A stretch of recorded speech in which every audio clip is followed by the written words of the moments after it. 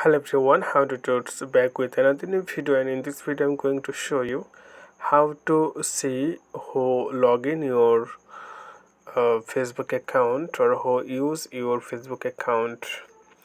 So you can see this is the Facebook Lite app, so you can do this thing in your Facebook Lite app. So you can see the three line top right corner on your screen. Simply click on that.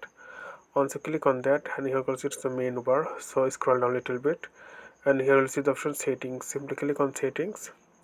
Once you click on settings, then you have to choose password and security, second option. Simply click on that. Once you click on that, then you'll see where you are login. See more, that it means that how many people use this or how many device use your Facebook account. You can see through this option. Okay, and then you can see this, and after that log out all the session. It means that other device Facebook also log out, and after that you can change your password so that other people aren't able to log in your account again. So okay friend, I hope this video is helpful for you. So today's no more, and thank you for watching.